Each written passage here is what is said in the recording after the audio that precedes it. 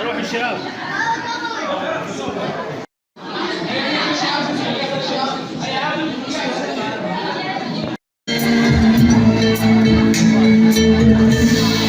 كم أهواك يا شهر الصيام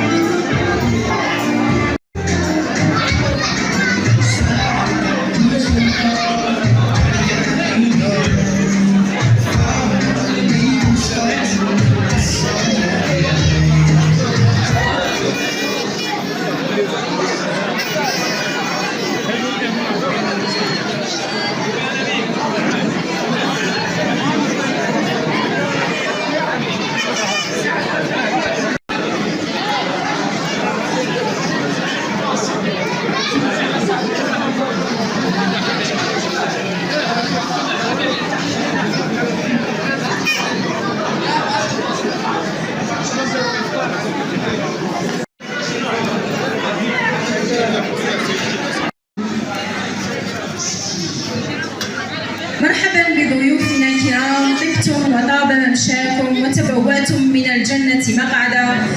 مرحبا بضيوفنا الكرام، أهلا بكل الحضور من جميع أهلا بالحضور الكرام من النساء والرجال، فليتفضل مشكورا.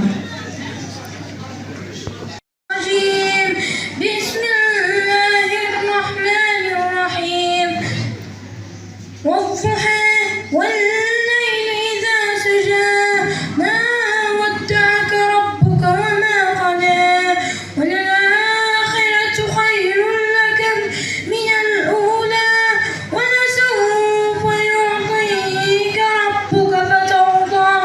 ألم يجدك يتيما فآوى ووجدك ضالا فهدى ووجدك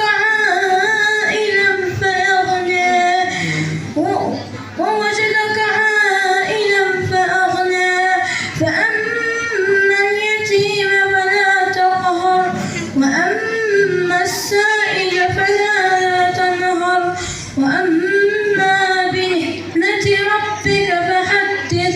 صدق الله العظيم. الوطني لجمعية الإرشاد والإصلاح أقول لهم بصفتي وصفة المكتب الولائي مرحبا بكم في رحاب جمعية الإرشاد والإصلاح. والقرآن الكريم نفتتحه بكلمة رئيس. الصلاة والسلام على رسول الله. الحمد لله الذي تتم بنعمته الصالحات. اللهم لك الحمد حتى ترضى ولك الحمد تعالى وبركاته. تقبل الله منا ومنكم. أبو بكر الأستاذ رابحي سليم.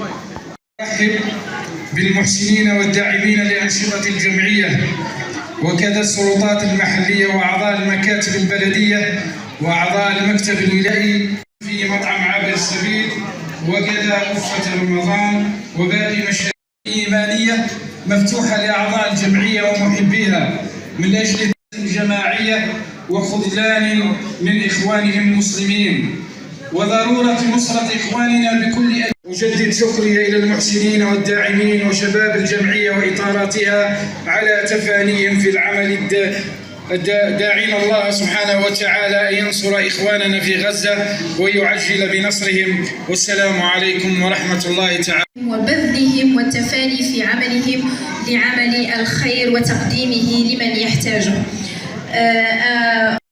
حمدا كثيرا طيبا مباركا فيه، حمدا يليق بجلال وجهه وعظيم سلطانه. وأصلي وأسلم على حبيبي. اللهم لك صمنا وعلى رزقك أكثرنا وتقبل منا إنك أنت السميع العليم.